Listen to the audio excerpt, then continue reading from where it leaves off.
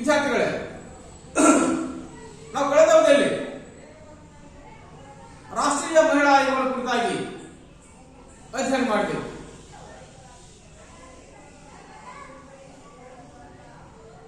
ಅದರ ಮುಂದೊಂದು ಭಾಗವಾಗಿ ಪ್ರಸ್ತುತ ಅವಧಿಯಲ್ಲಿ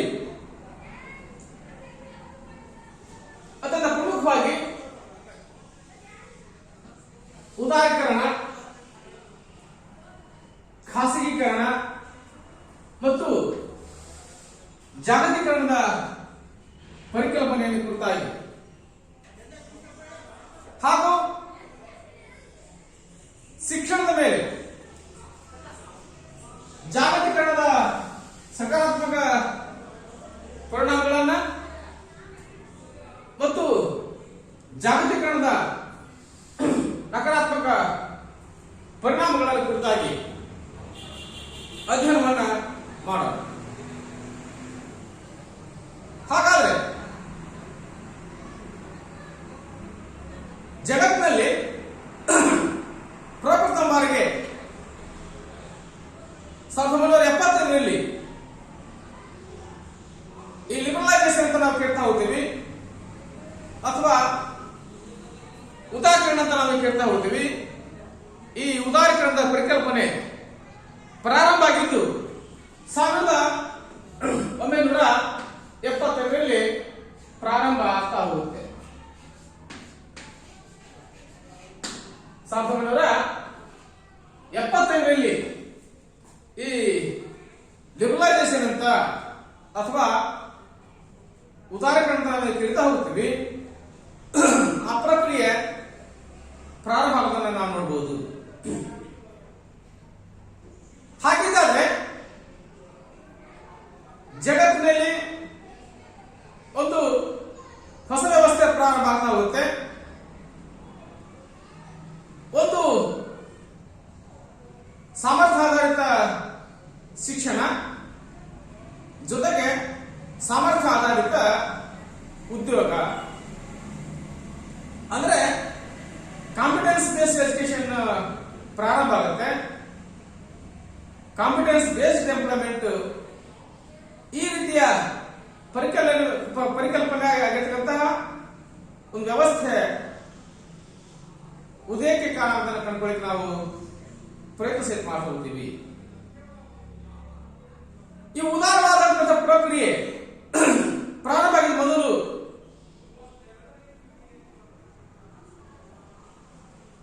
ಕಂಡುಕೊಳ್ಳಿಕ್ಕೆ ಸಾಧ್ಯ ಆಗುತ್ತೆ. ಈ ಪ್ರಕ್ರಿಯೆ ಪ್ರಾರಂಭ ಆಗಿದ್ದು ಬ್ರಿಟಿಷ್ ಚಿಂತಕರ, ಲೇಖಕರ ಚಿಂತನೆಗಳಲ್ಲಿ ಪ್ರಾರಂಭವನ್ನು ನಾವು ವಿಶೇಷವಾಗಿ ಪ್ರಯತ್ನ ಮಾಡಬಹುದು. ಅದರಲ್ಲಿ ಪ್ರಮುಖವಾಗಿ ಜಾನ್ ಲಾಕ್ ಆಗಿರ್ಬೋದು, ಹಾಬ್ಸ್ ಆಗಿರ್ಬೋದು, ಡೇವಿಡ್ ಹ್ಯೂಮ್ ಆಗಿರ್ಬೋದು, ಬೆಂಥಾಮ್ ಮಿಲ್ ಆಗಿರ್ಬೋದು, ಜಾನ್ ಸ್ಟುವರ್ಟ್ ಮಿಲ್ ಆಗಿರ್ಬೋದು, ಇವರ ಲೇಖನಗಳಲ್ಲಿ ಈ ರೀತಿಯ ಹೊಸ ರೀತಿಯ ವ್ಯವಸ್ಥೆಯನ್ನ ಅವರು ಚರ್ಚೆ ಮಾಡ್ತಾ ಹೋಗ್ತಾರೆ. ಹಾಗಿದ್ದಾದ್ರೆ ಉದಾರೀಕರಣ ಅಂತಂದ್ರೆ ವಿಶೇಷವಾಗಿ ಮುಕ್ತತೆ ಅಥವಾ ಸಡಿಲಿಕೆ ಅಂತ ಅರ್ಥ. ಈ ಉದಾರೀಕರಣ ಅಂತಂದ್ರೆ ಇದರ ಅರ್ಥ ಕಂಡುಕೊಳ್ಳಕ್ಕೆ ಸಾಧ್ಯ ಆದರೆ ಮುಕ್ತತೆ ಅಥವಾ ಸಡಿಲಿಕೆ ಅಂತ ನಾವು ಅರ್ಥೈಸ್ತಾ ಹೋಗ್ತೀವಿ. ಉದಾರೀಕರಣದ ಅರ್ಥ ನಾವು ಕಂಡುಕೊಳ್ಳಕ್ಕೆ ಸಾಧ್ಯ ಆದರೆ ಮುಕ್ತತೆ ಅಥವಾ ಸಡಿಲಿಕೆ. ಹಾಗಾದ್ರೆ ಉದಾರೀಕರಣವನ್ನು ನಾವು ವ್ಯಾಖ್ಯಾನಿಸೋದಾದ್ರೆ ಇದು ಸರ್ಕಾರದ ತಟಸ್ಥ ನೀತಿಯಲ್ಲ, ಸರ್ಕಾರದ ಹಸ್ತಕ್ಷೇಪ ರಹಿತ ಮುಕ್ತ ವ್ಯಾಪಾರ ಅಂದ್ರೆ ಅಪೇಕ್ಷಣೀಯವಲ್ಲದ ನಿರ್ಬಂಧಗಳನ್ನ ಮತ್ತು ನಿಯಂತ್ರಣಗಳನ್ನ ತೆಗೆದುಹಾಕತಕ್ಕಂಥದ್ದು ಅಥವಾ ಆ ಕಾನೂನುಗಳನ್ನ ಆ ನಿಯಮಗಳನ್ನ ಸಡಿಲಗೊಳಿಸತಕ್ಕಂತಹ ಪ್ರಕ್ರಿಯೆ ಏನಿದೆ ಅದನ್ನು ನಾವು ವಿಶೇಷವಾಗಿ ಉದಾಹರಣೆ ಕಂಡುಕೊಳ್ಳಕ್ಕೆ ಸಾಧ್ಯ ಆಗ್ತದೆ. ಹಾಗಾಗಿ ಪ್ರಸ್ತುತ ಜಗತ್ತಿನಲ್ಲಿ ಯಾವ ದೇಶವೂ ಸಹಿತ ಪರಿಪೂರ್ಣ ಆಗಲಿಕ್ಕೆ ಸಾಧ್ಯ ಇಲ್ಲ. ತನ್ನ ಅಗತ್ಯಗಳಿಗಾಗಿ, ತನ್ನ ಅವಶ್ಯಕತೆಗಳಿಗೆ ಇತರ ದೇಶಗಳನ್ನ ಅವಲಂಬಿಸತಕ್ಕಂತಹ ಪ್ರಕ್ರಿಯೆ ಅಥವಾ ವ್ಯವಸ್ಥೆ ನಾವು ಸಹಜವಾಗಿ ಕಾಣಬಹುದು. ಈ ಹಿನ್ನೆಲೆಯಲ್ಲಿ ದೇಶಗಳ ಮಧ್ಯೆ ವ್ಯಾಪಾರ ಇರ್ಬೋದು, ವಾಣಿಜ್ಯ ವ್ಯವಹಾರ ಇರ್ಬೋದು, ಶೈಕ್ಷಣಿಕ ಕ್ಷೇತ್ರ ಇರ್ಬೋದು ಮತ್ತು ಸಾಂಸ್ಕೃತಿಕ ಕ್ಷೇತ್ರ ಆಗಿರ್ಬೋದು, ಈ ಎಲ್ಲ ಕ್ಷೇತ್ರಗಳಲ್ಲಿ ಅಥವಾ ಫೀಲ್ಡ್ಗಳಲ್ಲಿ ಮುಕ್ತವಾಗಿ ವಿನಿಮಯ ವ್ಯವಸ್ಥೆಯನ್ನ ಅಥವಾ ಕೊಟ್ಟು ತೆಗೆದುಕೊಳ್ಳತಕ್ಕಂತಹ ವ್ಯವಸ್ಥೆಗೆ ನಾವು ಹೊಸ ವ್ಯಾಖ್ಯಾನವನ್ನು ಕೊಡಲಿಕ್ಕೆ ಸಾಧ್ಯ ಆಗ್ತದೆ. ಅದುವೇ ಉದಾಹರಣೆಗಳನ್ನು ಕಂಡುಕೊಳ್ಳಿಕ್ಕೆ ನಾವು ಪ್ರಯತ್ನ ಸಹಿತ ಮಾಡ್ತಾ ಹೋಗ್ತೀವಿ. ಹಾಗಾಗಿ ಉದಾರೀಕರಣ, ಖಾಸಗೀಕರಣ ಮತ್ತು ಜಾಗತೀಕರಣ ಪರಿಕಲ್ಪನೆ ಪ್ರಕ್ರಿಯೆ ಪ್ರಾರಂಭ ಆಗೋದನ್ನು ನಾವು ನೋಡಬಹುದು. ಹಾಗಾಗಿ ಸಾಮಾನ್ಯ ಅರ್ಥದಲ್ಲಿ ಕಂಡುಕೊಳ್ಳಿಕ್ಕೆ ಸಾಧ್ಯ ಆದರೆ ವ್ಯಾಪಾರದಲ್ಲಿ ಮುಕ್ತತೆ ಅಥವಾ ಸಡಿಲಿಕೆ ಅಂದ್ರೆ ಮುಕ್ತ ವ್ಯಾಪಾರಕ್ಕೆ ಇರ್ತಕ್ಕಂತಹ ಎಲ್ಲ ನಿಯಮ, ಕಾನೂನು, ನಿರ್ಬಂಧಗಳನ್ನ ಮತ್ತು ಅಡೆತಡೆಗಳನ್ನ ಸಡಿಲಗೊಳಿಸಿ ನಿಯಂತ್ರಣದಿಂದ ಮುಕ್ತಗೊಳಿಸತಕ್ಕಂತಹ ಪ್ರಕ್ರಿಯೆ ಏನಿದೆ ಅಥವಾ ವಿಧಾನ ಏನಿದೆ ಅದನ್ನು ವಿಶೇಷವಾಗಿ ಉದಾರೀಕರಣ ಅಂತ ಕಂಡುಕೊಳ್ಳಿಕ್ಕೆ ಪ್ರಯತ್ನ ಮಾಡ್ತಾ ಹೋಗ್ತೀವಿ. ಇನ್ನ ಶೈಕ್ಷಣಿಕ ಉದಾರೀಕರಣ ಅಂದ್ರೆ ಏನು?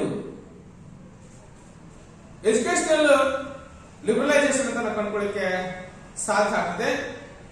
ಶಿಕ್ಷಣದ ಉದಾರೀಕರಣ ಅಂತಂದ್ರೆ ಶಿಕ್ಷಕರುಗಳಿಗೆ, ಶಿಕ್ಷಣ ಸಂಸ್ಥೆಗಳಿಗೆ, ಮಹಾವಿದ್ಯಾಲಯಗಳಿಗೆ, ವಿಶ್ವವಿದ್ಯಾಲಯಗಳಿಗೆ, ಪಠ್ಯರಚನಾ ಕಾರ್ಯಗಳಿಗೆ ಸಂಬಂಧಿಸಿದಂತೆ ಇರುವ ಅನವಶ್ಯಕ ನೀತಿ ನಿರ್ಬಂಧನೆಗಳನ್ನು ಶಿಥಿಲಗೊಳಿಸಿ ಮುಕ್ತ ವಾತಾವರಣವನ್ನು ನಿರ್ಮಿಸುವ ಮೂಲಕ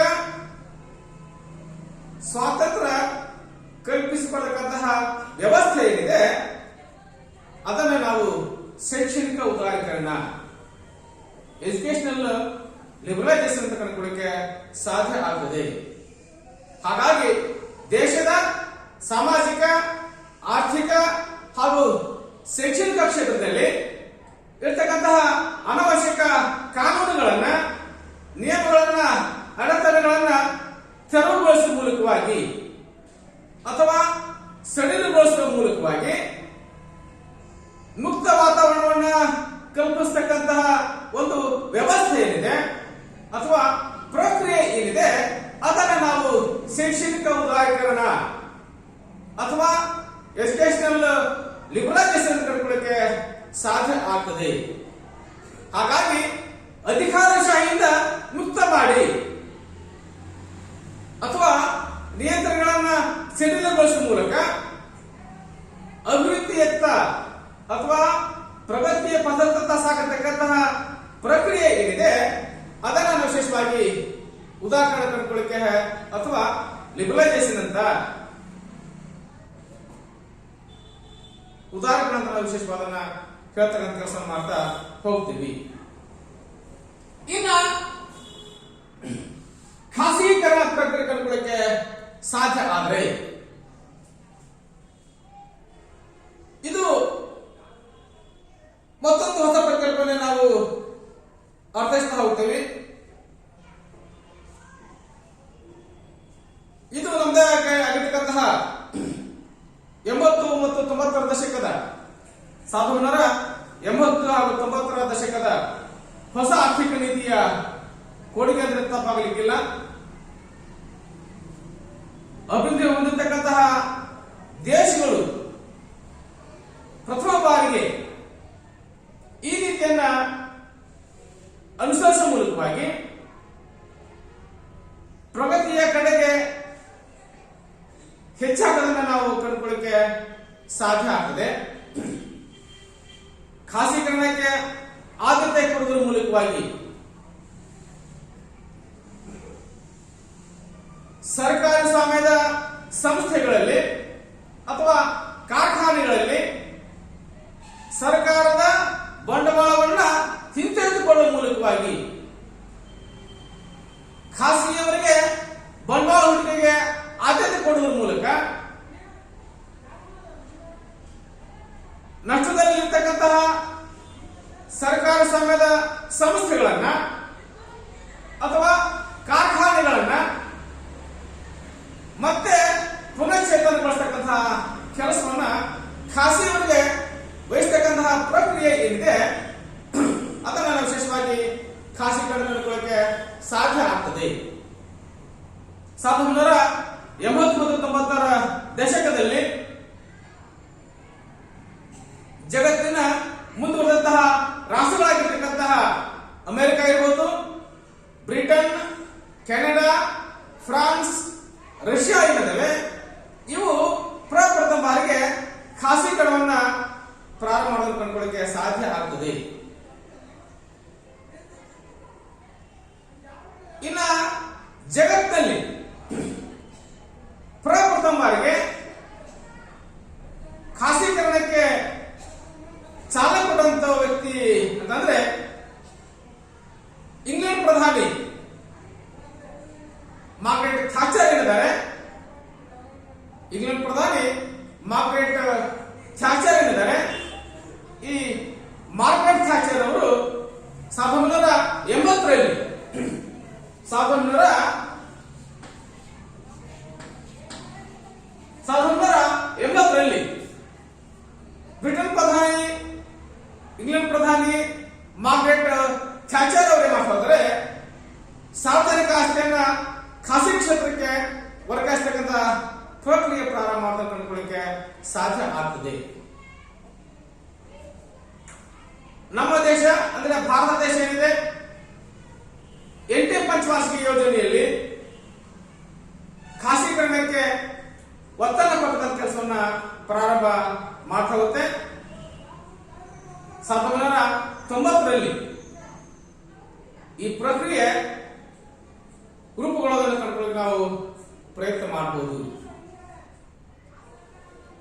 ಹಾಗಿದ್ದರೆ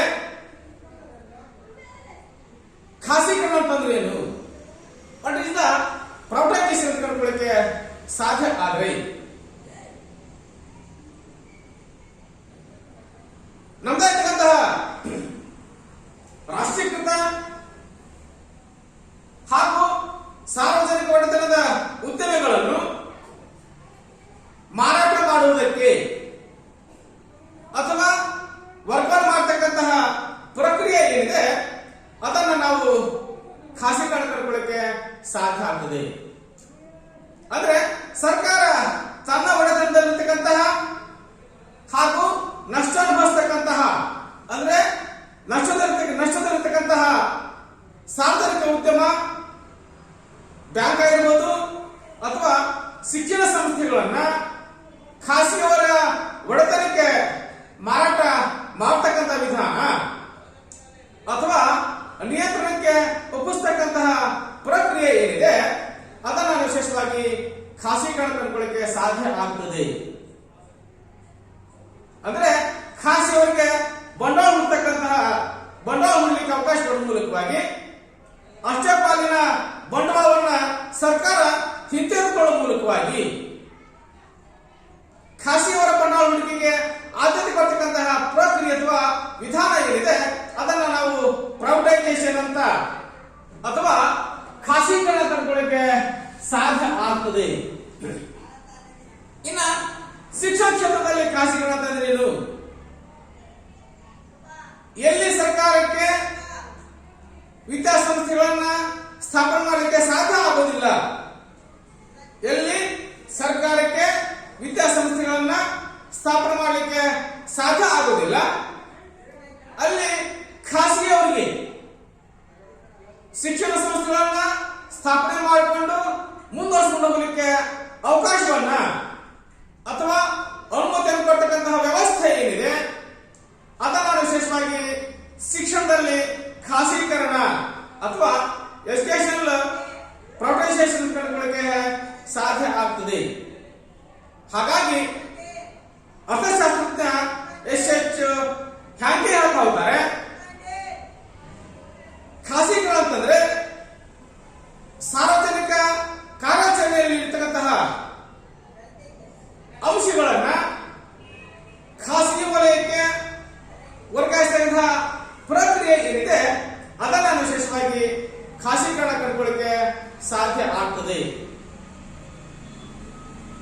ಹಾಗಾದ್ರೆ ನಾವು ವಿಶೇಷವಾಗಿ ಹೇಳ್ತಾ ಹೋಗ್ತೀವಿ, ಈ ಖಾಸಗೀಕರಣ ಪದವನ್ನು ಮೊದಲು ಬಳಕೆ ಮಾಡಿರ್ತಕ್ಕಂಥವರು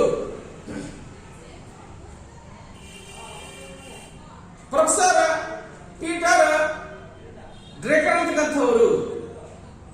ಪ್ರೊಫೆಸರ್ ಪೀಟರ್ ಡ್ರೇಕರ್ ಏನಿದ್ದಾರೆ, ಪೀಟರ್ ಡ್ರೇಕರ್ ಈ ಮೊದಲು ಪದವನ್ನು ಬಳಕೆ ಮಾಡ್ತಾ ಹೋಗ್ತಾರೆ, ಖಾಸಗೀಕರಣ ಅಂತಕ್ಕಂತಹ ಪದವನ್ನ. ಅರ್ಥಶಾಸ್ತ್ರಜ್ಞ ಪ್ರೊಫೆಸರ್ ಪೀಟರ್ ಡ್ರೇಕರ್ ಏನಿದ್ದಾರೆ ಅವರು ಒಂದು ಕೃತಿ ಬರ್ತಾ ಹೋಗ್ತಾರೆ, the age of discontinuity. The age of discontinuity ಅಂತಕ್ಕಂಥ ಕೃತಿಯನ್ನು ಬರ್ತಾ ಹೋಗ್ತಾರೆ. 1989ರಲ್ಲಿ ಪ್ರಪ್ರಥಮ ಬಾರಿಗೆ ಈ ಖಾಸಗೀಕರಣ ಪದ ಬಳಕೆ ಆದನ್ನು ನಾವು ಕಂಡುಕೊಳ್ಳಕ್ಕೆ ಪ್ರಯತ್ನ ಸಹಿತ ಮಾಡ್ತಾ ಹೋಗ್ತೀವಿ. ಹಾಗಾಗಿ ಖಾಸಗೀಕರಣ ಅಂತಂದ್ರೆ, ಪ್ರೈವೇಟೈಸೇಷನ್ ಅಂತಂದ್ರೆ ಸಾರ್ವಜನಿಕ ಕ್ಷೇತ್ರದ ಸಂಸ್ಥೆಗಳನ್ನ ಅಥವಾ ಕಾರ್ಖಾನೆಗಳನ್ನ, ಅಂದ್ರೆ ನಷ್ಟದಲ್ಲಿರ್ತಕ್ಕಂಥ ಕಾರ್ಖಾನೆಗಳನ್ನ, ನಷ್ಟ ಅನುಭವಿಸ್ತಕ್ಕಂತಹ ಕಾರ್ಖಾನೆಗಳನ್ನ ಖಾಸಗಿ ವ್ಯಕ್ತಿಗಳಿಗೆ ಇಲ್ಲವೇ ಕಂಪನಿಗಳಿಗೆ ಮಾರಾಟ ಮಾಡತಕ್ಕಂತಹ ಪ್ರಕ್ರಿಯೆ ಅಥವಾ ವರ್ಗಾಯಿಸತಕ್ಕಂತಹ ವಿಧಾನ ಏನಿದೆ ಅದನ್ನು ವಿಶೇಷವಾಗಿ ನಮ್ಮದಾಗಿರುವಂತಹ ಖಾಸಗೀಕರಣ ತಂದುಕೊಳ್ಳಕ್ಕೆ ಸಾಧ್ಯ ಆಗ್ತದೆ. ಅಂದ್ರೆ ಖಾಸಗಿಯವರಿಗೆ ಬಂಡವಾಳ ಹೂಡಲಿಕ್ಕೆ ಆದ್ಯತೆ ಕೊಡುವ ಮೂಲಕವಾಗಿ ಸರ್ಕಾರ ತನ್ನ ಹಕ್ಕನ್ನು ಅವರಿಗೆ ವರ್ಗಾಯಿಸುವ ಮೂಲಕವಾಗಿ ಸಣ್ಣ ಬಂಡವಾಳವನ್ನು ಹಿಂತೆಗೆದುಕೊಳ್ಳುವ ಮೂಲಕ ತನ್ನ ಆರ್ಥಿಕ ಸ್ಥಿತಿಯನ್ನ ಸುಧಾರಿಸಿಕೊಳ್ಳಲಿಕ್ಕೆ ಸಾಧ್ಯ ಆಗ್ತಕ್ಕಂಥದ್ದು ಮತ್ತು ನಷ್ಟದಲ್ಲಿ ಮುಂದುವರಿತಕ್ಕಂತಹ ಈ ಕಾರ್ಖಾನೆಗಳನ್ನ, ಸಂಸ್ಥೆಗಳನ್ನ ಅವರಿಗೆ ಖಾಸಗಿ ವ್ಯಕ್ತಿಗಳಿಗೆ ಮಾರಾಟ ಮಾಡತಕ್ಕಂತಹ ಪ್ರಕ್ರಿಯೆ ಏನಿದೆ ಅದನ್ನು ವಿಶೇಷವಾಗಿ ಖಾಸಗೀಕರಣ ಅಥವಾ ಪ್ರೈವೇಟೈಸೇಷನ್ ಕಂಡುಕೊಳ್ಳಕ್ಕೆ ಸಾಧ್ಯ ಆಗ್ತದೆ. ಹಾಗಾಗಿ ಪ್ರಸ್ತುತ ಶಿಕ್ಷಣ ಕ್ಷೇತ್ರದಲ್ಲಿ ಶಾಶ್ವತ ಅನುದಾನ ರಹಿತವಾಗಿ ಎಲ್ಲ ನಗರ ಹಾಗೂ ಗ್ರಾಮೀಣ ಪ್ರದೇಶಗಳಲ್ಲಿ ಶಾಲಾ ಕಾಲೇಜುಗಳು ಪ್ರಾರಂಭ ಆಗಿದ್ದನ್ನು ನಾವು ನೋಡಬಹುದು. ಇವು ಅಲ್ಲದೆ ರಾಜ್ಯದಲ್ಲಿ ಸಾಕಷ್ಟು ಖಾಸಗಿ ವಿಶ್ವವಿದ್ಯಾಲಯಗಳನ್ನು ನಾವು ಸ್ಥಾಪನೆ ಮಾಡ್ತಾ ಹೋಗಿದ್ದೀವಿ. ಆ ಖಾಸಗಿ ವಿಶ್ವವಿದ್ಯಾಲಯಗಳಿಗೆ ಡೀಮ್ಡ್ ಯುನಿಗಳ ಸ್ಥಾನಮಾನವನ್ನ ಸ್ವಾಯತ್ತ ವಿಶ್ವವಿದ್ಯಾಲಯಗಳ ಸ್ಥಾನಮಾನ ಕೊಡಲಿಕ್ಕೆ ಪ್ರಯತ್ನ ಮಾಡ್ತಾ ಇದ್ವಿ. ಈ ಎಲ್ಲ ಪ್ರಯತ್ನಗಳು ಸಹಿತ ನಮ್ದೇ ಆಗಿರುವಂತಹ ಖಾಸಗೀಕರಣದ ಮುಂದುವರೆದ ಭಾಗಗಳನ್ನು ಕಂಡುಕೊಳ್ಳಿಕ್ಕೆ ಪ್ರಯತ್ನ ಮಾಡ್ತಾ ಹೋಗ್ತೀವಿ. ಹಾಗಾಗಿ ಎಲ್ಲಿ ಒಂದು ಸರ್ಕಾರಕ್ಕೆ ಶಿಕ್ಷಣ ಸಂಸ್ಥೆಗಳನ್ನ ಸ್ಥಾಪನೆ ಮಾಡಲಿಕ್ಕೆ ಸಾಧ್ಯ ಆಗುವುದಿಲ್ವೋ ಅಂತಹ ಸ್ಥಳಗಳಲ್ಲಿ ಖಾಸಗಿ ವ್ಯಕ್ತಿಗಳಿಗೆ ಶಿಕ್ಷಣ ಸಂಸ್ಥೆಗಳನ್ನ ಸ್ಥಾಪನೆ ಮಾಡೋದಕ್ಕೆ ಅವಕಾಶ ಕೊಡ್ತಕ್ಕಂಥ ವ್ಯವಸ್ಥೆ ಅಥವಾ ಅನುಮತಿಯನ್ನ ಕೊಡ್ತಕ್ಕಂತಹ ವ್ಯವಸ್ಥೆ ಏನಿದೆ ಅದನ್ನು ವಿಶೇಷವಾಗಿ ಖಾಸಗೀಕರಣ ಅಥವಾ ಪ್ರೈವೇಟೈಸೇಷನ್ ಕಂಡುಕೊಳ್ಳಕ್ಕೆ ಸಾಧ್ಯ ಸಹಿತ ಆಗ್ತಾ ಹೋಗ್ತದೆ. ಇನ್ನು ನಾವು ವಿಶೇಷವಾಗಿ ಕಂಡುಕೊಳ್ಳಕ್ಕೆ ಸಾಧ್ಯ ಆದರೆ ಜಾಗತೀಕರಣ, ಗ್ಲೋಬಲೈಸೇಷನ್ ಅಂತ ನಾವು ಅರ್ಥೈಸ್ತಾ ಹೋಗ್ತೀವಿ. 1980 ಮತ್ತು 90ರ ದಶಕದ ಆರ್ಥಿಕ ನೀತಿಯ ಮುಂದುವರೆದ ಭಾಗವೇ ಜಾಗತೀಕರಣದ ಪರಿಕಲ್ಪನೆ ಕಂಡುಕೊಳ್ಳಕ್ಕೆ ಸಾಧ್ಯ ಆಗ್ತದೆ. ಜಾಗತೀಕರಣದ ಮೂಲ ಉದ್ದೇಶ ಜಗತ್ತಿನಲ್ಲಿ ಏಕತೆ ಸಾಧಿಸೋದು, ಜಗತ್ತಿನಲ್ಲಿ ವಿಶ್ವ ಕುಟುಂಬದ ಕಲ್ಪನೆಯನ್ನು ಮೂಡಿಸತಕ್ಕಂಥ ವಿಧಾನ. ಅಂದ್ರೆ ನಮ್ಮ ಋಗ್ವೇದ ಒಳಗಡೆ ವಸುದೈವ ಕುಟುಂಬಕಂ, ಇಡೀ ವಿಶ್ವವೇ ಒಂದು ಕುಟುಂಬ ಅಂತಕ್ಕಂಥ ಕಲ್ಪನೆ ಏನಿದೆ, ಈ ಕಲ್ಪನೆ ಮೂಲಕ ಜಗತ್ತಿನ ಏಕತೆಯನ್ನ ಸಾಕಾರಗೊಳಿಸತಕ್ಕಂತಹ ಪ್ರಕ್ರಿಯೆ ಏನಿದೆ ಅದು ಅದರ ಮೂಲ ಉದ್ದೇಶವನ್ನು ಕಂಡುಕೊಳ್ಳಕ್ಕೆ ಸಾಧ್ಯ ಆಗ್ತದೆ.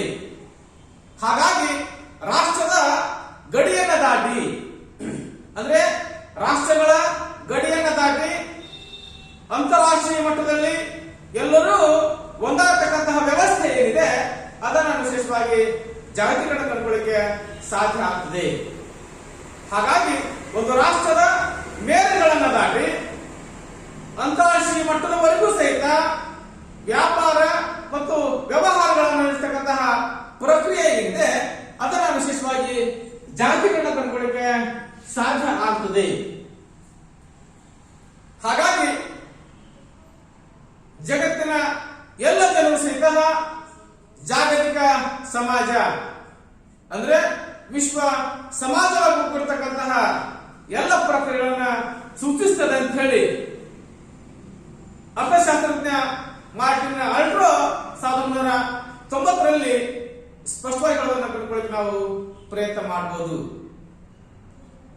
ಹಾಗನೇ ಮತ್ತೊಬ್ಬ ಅರ್ಥಶಾಸ್ತ್ರಜ್ಞ ಆಂಟನಿ ಗಿಡ್ಡನ್ಸ್ ಪ್ರಕಾರ, ಅಕಾರ್ಡಿಂಗ್ ಟು ಆಂಟನಿ ಗಿಡ್ಡನ್ಸ್ ಪ್ರಕಾರ ಜಾಗತೀಕರಣ ಅಂತಂದ್ರೆ ಜಗತ್ತಿನ ಯಾವುದೇ ಮೂಲೆಯಲ್ಲಿ ಜರುಗುವ ಘಟನೆಗಳು ಸ್ಥಳೀಯ ವಿದ್ಯಮಾನಗಳ ಮೇಲೆ ಪ್ರಭಾವ ಬೀರುವ ರೀತಿಯಲ್ಲಿ ದೂರವಾಗಿರುವ ಸ್ಥಳಗಳ ಮಧ್ಯೆ ಸಾಮಾಜಿಕ ಸಂಬಂಧಗಳನ್ನ ಬಲಿಷ್ಠವಾಗಿ ಬೆಳೆಸತಕ್ಕಂತಹ ಅಥವಾ ಸಂಯೋಜನೆಗೊಳಿಸತಕ್ಕಂತಹ ಪ್ರಕ್ರಿಯೆ ಏನಿದೆ ಅದನ್ನ ಆಂಟನಿ ಗಿಡ್ಡನ್ಸ್ ಅಂತ ಹೇಳ್ತಾರೆ. ದಿಸ್ ಈಸ್ ಎ ಗ್ಲೋಬಲೈಸೇಷನ್ ಅಂತ, ಇದು ಜಾಗತೀಕರಣ ಕಂಡುಕೊಳ್ಳಕ್ಕೆ ಸಾಧ್ಯ ಆಗ್ತದೆ. ಹಾಗಿದ್ದಾದ್ರೆ ಜಾಗತೀಕರಣದ ಮೂಲ ಪರಿಕಲ್ಪನೆ ಕಂಡುಕೊಳ್ಳಕ್ಕೆ ಸಾಧ್ಯ ಆದ್ರೆ ನಾವು ನೋಡ್ತಾ ಹೋಗ್ತೀವಿ, ದೇಶದ ಗಡಿಗಳನ್ನ ದಾಟಿ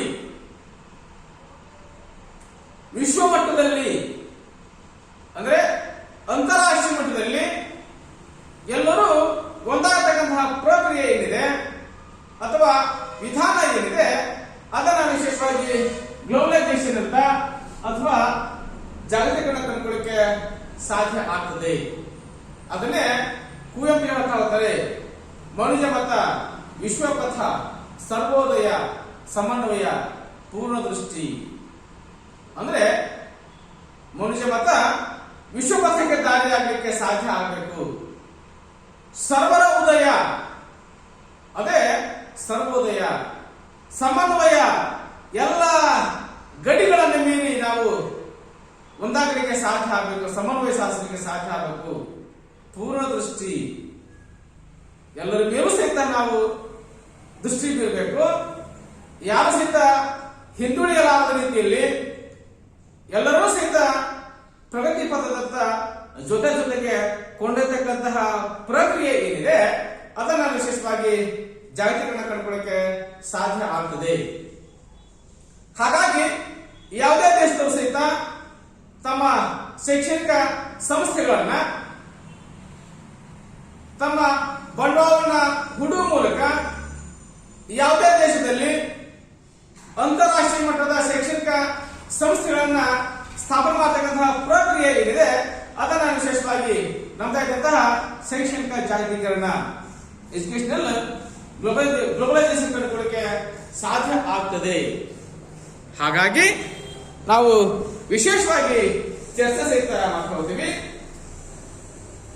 ಜಗತ್ತಿನ ಯಾವುದೇ ಒಂದು ದೇಶದಲ್ಲಿ ಶಿಕ್ಷಣ ಸಂಸ್ಥೆಗಳನ್ನ ಸ್ಥಾಪನೆ ಮಾಡೋದಕ್ಕೆ ತಮ್ಮ ಬಂಡವಾಳದೊಂದಿಗೆ ಅವಕಾಶ ಮಾಡಿಕೊಟ್ಟಂತಹ ವ್ಯವಸ್ಥೆ ಏನಿದೆ ಅಥವಾ ತಮ್ಮ ಕಾನೂನುಗಳನ್ನ ಸಡಿಲಗೊಳಿಸುವ ಮೂಲಕವಾಗಿ ಅವಕಾಶ ಮಾಡಿಕೊಟ್ಟಂತಹ ವ್ಯವಸ್ಥೆ ಏನಿದೆ ಅದನ್ನ ವಿಶೇಷವಾಗಿ ಶೈಕ್ಷಣಿಕ ಜಾಗತಿಕರಣ ಕಂಡುಕೊಳ್ಳಕ್ಕೆ ಸಾಧ್ಯ ಆಗ್ತದೆ. ಹಾಗಾಗಿ ಇವತ್ತಿನ ವಿದ್ಯಮಾನಗಳನ್ನ ನಾವು ನೋಡ್ತಾ ಹೋದ್ರೆ ಒಂದು ದೇಶ ಮತ್ತೊಂದು ದೇಶದಲ್ಲಿ ತನ್ನ ವಿಶ್ವವಿದ್ಯಾಲಯಗಳನ್ನ ಸ್ಥಾಪನೆ ಮಾಡೋದನ್ನು ಕಂಡುಕೊಳ್ಳಕ್ಕೆ ಸಾಧ್ಯ ಆಗ್ತದೆ. ನಮ್ಮ ದೇಶದಲ್ಲೂ ಈಗಾಗಲೇ ಸ್ಥಾಪನೆ ಆಗಬೇಕಾಗಿತ್ತು. ಕೆಲವು ಪ್ರತಿಭಟನೆಗಳ ಹಿನ್ನೆಲೆಯಲ್ಲಿ ಆ ಪ್ರಕ್ರಿಯೆ ವಿಳಂಬ ಆಗುವುದನ್ನು ಕಂಡುಕೊಳ್ಳಕ್ಕೆ ಪ್ರಯತ್ನ ಮಾಡಬಹುದು. ಮುಂದೆ ದಿನಮಾನಗಳಲ್ಲಿ ಬಂದು ಸಹಿತ ಅಚ್ಚರಿ ಏನಿಲ್ಲ. ಹಾಗಾಗಿ ನಾವು ವಿಶೇಷವಾಗಿ ಹೇಳ್ತಾ ಹೋಗ್ತೀವಿ, ಜಾಗತೀಕರಣದಲ್ಲಿ ನಾವು ಪ್ರಮುಖವಾಗಿ 4 ಅಂಶಗಳನ್ನು ಕಂಡುಕೊಳ್ಳಕ್ಕೆ ಸಾಧ್ಯ ಆಗ್ತದೆ. ಅಂದ್ರೆ ದೇಶಗಳ ಮಧ್ಯೆ ಇರುವ ವ್ಯಾಪಾರಿ ಸಂಬಂಧಿ ಅಡೆತಡೆಗಳನ್ನು ತೊಡೆದು ಹಾಕಿ ಮುಕ್ತವಾಗಿ ಚಲಿಸುವಂತೆ ಮಾಡತಕ್ಕಂಥ ವಿಧಾನ, ದೇಶಗಳ ಮಧ್ಯೆ ಇರತಕ್ಕಂತಹ ವ್ಯಾಪಾರಿ ಅಡೆತಡೆಗಳನ್ನ ಅಂದ್ರೆ ಕಾನೂನುಗಳನ್ನ ಸಡಿಲಗೊಳಿಸುವ ಮೂಲಕವಾಗಿ ನಿರ್ಬಂಧಗಳನ್ನ ತೊಡೆದು ಹಾಕುವ ಮೂಲಕವಾಗಿ ಮುಕ್ತವಾಗಿ ಚಲಿಸತಕ್ಕಂತಹ ವಾತಾವರಣವನ್ನ ಸೃಷ್ಟಿ ಮಾಡತಕ್ಕಂಥ ಪ್ರಕ್ರಿಯೆ, ಮುಕ್ತವಾದಂತಹ ಪರಿಸರವನ್ನ ಸನ್ನಿವೇಶವನ್ನ ಸೃಷ್ಟಿ ಮಾಡತಕ್ಕಂತಹ ಪ್ರಕ್ರಿಯೆ ಏನಿದೆ ಅದನ್ನ ವಿಶೇಷವಾಗಿ ಕಂಡುಕೊಳ್ಳಿಕ್ಕೆ ಸಾಧ್ಯ ಆಗ್ತದೆ.